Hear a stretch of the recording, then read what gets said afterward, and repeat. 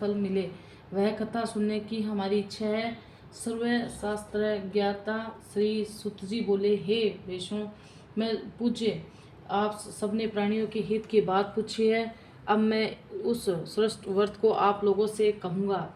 जिस व्रत को नारद जी ने लक्ष्मी नारायण से पूछा था और लक्ष्मीपति ने मुनिष्ठ नारद से कहा था, जो सो ध्यान से सुनो। एक समय योगी राजा नारद जी दूसरों के हित की इच्छा से अनेक लोकों में घूमते हुए मृत्युलोक में आ पहुँचे। यहाँ अनेक योनियों में जन्मे हुए प्राय सभी मनुष्यों को अपने कर्मों द्वारा अनेकों दुख से पीड़ित देखकर सोचा इस यत्न के करने से निश्चित ही प्राणियों के दुख को नाश हो सकेगा। ऐसा मन में सोचकर विष्णु लोक को गए। वहाँ रेवतवर्ण और 4 भुजाओं वाले देवों के ईशान नारायण को देखकर, जिसके हाथों में चक्र गदा और पद्म थे तथा वरमाला पहने हुए थे, सूत जी कहने लगे, हे भगवान, आप अत्यंत शक्ति से संपन्न है। मन तथा वाणी भी आपको नहीं पा सकती।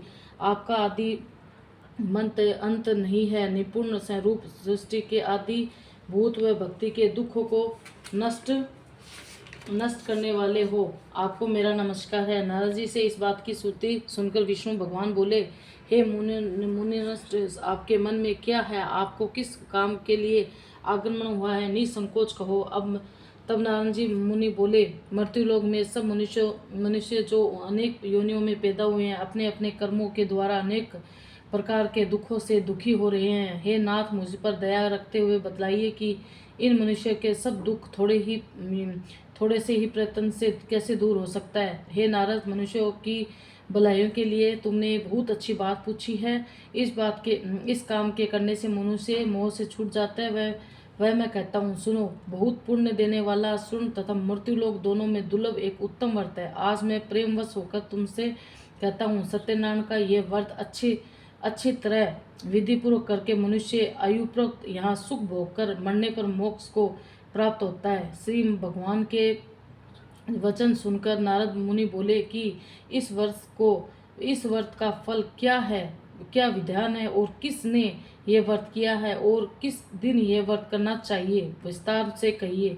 भगवान बोले, दुख शोक आदि को दूर करने वाला, धन्य ध्येय को बढ़ाने वाला, सौभाग्य तथा संतान को धन देने वाला यह व्रत सब स्थानों पर विजय करने वाला है। भक्ति और श्रद्धा के साथ किसी भी दिन मनुष्य सत्यनारायण की शाम के समय ब्राह्मणों और बंधुओं के साथ धर्मप्राय होकर पूजा करे। भक्ति भाव से नैवेद्य केले का फल, घी, दूध और गेहूं का चूर्ण सवाया लेवे। गेहूं के भाव में साठी का चूर्ण, शक्कर तथा गुड़ लावे और सब दक्षिण योग्य पदार्थ जमा करके भगवान के अर्पण कर देवे तथा बंधुओं सहित ब्राह्मण को भोजन करवाए पश्चात स्वयं भोजन करे। नित्य गीत आदि का आचरण कर सत्यनारायण भगवान का श्रवण करते हुए समय व्यतीत करे। इस तरह व्रत करने से मनुष्य की इच्छा निश्चित ही पूरी होती है। विशेषकर कलिकाल में भूमि पर यही मोक्ष का सरल उपाय है। जय हो सत्यनारायण भगवान की, जय हो लक्ष्मी नारायण की, जय हो। दूसरा दे। सूर्य बोले, हे ऋषियों, जिसने पहले समय में इस व्रत को किया है उसका इतिहास कहता हूँ, ध्यान से सुनो। सुंदर काशीपुरी नगरी में एक अत्यंत निर्धन ब्राह्मण रहता था। वह भूख और प्यास से बेचैन हुआ नित्य पृथ्वी पर घूमता था। ब्राह्मण से प्रेम करने वाला भगवान ने ब्राह्मण को दुखी देखकर बूढ़े ब्राह्मण का रूप धारण कर उसके पास आदर के साथ पहुंचा। हे विनय, नित्य दुखी हुए पृथ्वी पर क्यों घूमते हो? श्रेष्ठ ब्राह्मण, यह सब मुझसे कहो, मैं सुनना चाहता हूँ। ब्राह्मण बोला, मैं निधन ब्राह्मण हूँ, भिक्षा के लिए पृथ्वी पर फिरता रहता हूँ। भगवान, यदि आप इसका उपाय जानते हो तो कृपा कर कहो। बुद्ध ब्राह्मण बोला कि सत्यनारायण भगवान मनवांछित फल देने वाले हैं, इसलिए हे ब्राह्मण, तू उनका पूजन कर। इसके करने से मनुष्य सब दुखों से मुक्त होकर ब्राह्मण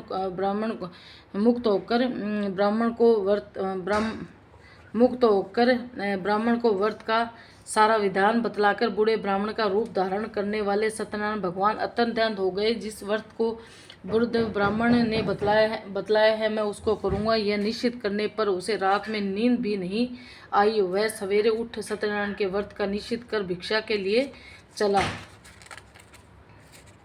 चला। उसी दिन से उसको भिक्षा में बहुत धन मिला, इससे जिससे बंधुओं के साथ उसने सत्यनारायण का व्रत किया। इसके करने से वह ब्राह्मण सब दुखों से छुटकर अनेक प्रकार की संपत्तियों से युक्त हुआ। उस समय से वह ब्राह्मण हर मास व्रत करने लगा। इस तरह सत्यनारायण भगवान के व्रत को जो करेगा वह सब पापों से छूट जाएगा, मोक्ष को प्राप्त होगा। आगे जो पृथ्वी पर सत्यनारायण का व्रत करेगा वह मनुष्य सब दुखों से छूट जाएगा।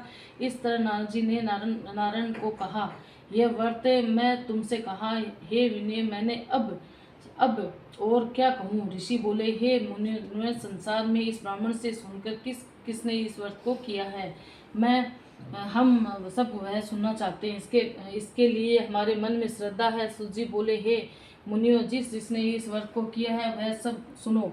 एक समय एक ब्राह्मण धन और ऐश्वर्य के अनुसार बंधुओं के साथ व्रत करने को तैयार हुए। उसी समय एक लकड़ी बेचने वाला बूढ़ा आदमी आया और बाहर लकड़ियां को रखकर ब्राह्मण के मकान में गया। प्यास से दुखी लकड़हार उनका व्रत करते देखकर ब्राह्मण को नमस्कार कर कहने लगा कि आप ये क्या कर रहे हैं और किसके करने से क्या फल मिलता है, कृपया करके मुझसे कहो। ब्राह्मण ने कहा, सब मनोकामना पूर्ण करने वाले सत्यनारायण भगवान का व्रत है, इसकी ही कृपा से मेरे घर में धन्य आदि का वृद्धि हुई है। ब्राह्मण से इस बात के बारे में जानकर लकड़हार बहुत प्रसन्न हुआ। चरणामृत ले और प्रसाद खाने के बाद अपने घर को गया। लकड़हार ने अपने मन में इस प्रकार का संकल्प किया कि आज ग्राम में लकड़ी बेचने से जो धन मिलेगा उसी से सत्यनारायण देव का उत्तम व्रत करूंगा। यह मन में विचार कर वह बूढ़ा आदमी लकड़ियां अपने सिर पर रखकर जिस नगर में धनवान लोग रहते हैं वह ऐसे सुंदर नगर में गया। उस रोज वहां उससे उन लकड़ियों का दाम पहले से दिन दुगना चुगना मिला। तब वह बूढ़ा लकड़हार दाम ले और अति प्रसन्न होकर पक्के कले की फली, शक्कर, घी, दूध, दही और गेहूं का चूर्ण अतिथ सत्यनारायण भगवान के व्रत की कुल सामग्रियों को लेकर अपने घर को गया।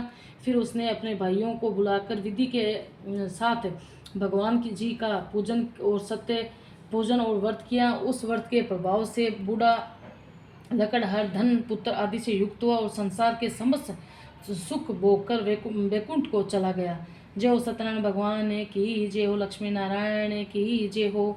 तीसरा अध्याय। सूत बोले, हे ऋषि मुनियों, अब आगे की कथा कहता हूँ, सुनो। पहले समय में अलामुखी नाम का एक बुद्धिमान राजा था। वह सत्य वक्त और जितेंद्र था। प्रतिदिन देव स्थानों पर जाता था, गरीबों को धन देकर उनके कष्ट दूर करता था। उनकी पत्नी कमल के समान मुख वाली और सती सौवेत्री थी। भद्रशील नदी के निकट पर उन दोनों ने श्री सत्यनारायण का व्रत किया। उस समय में वह एक साधु वैश्य आया। उसके पास व्यापार के लिए बहुत सा धन था। वह नाव को किनारे पर ठहरा कर राजा के पास आ गया और राजा का व्रत करते हुए देखकर विनय के साथ पूछने लगे, हे राजन, भक्ति युक्त चित्त से यह आप क्या कर रहे हैं? मेरी सुनने की इच्छा है, सो आप यह मुझसे बतलाइए।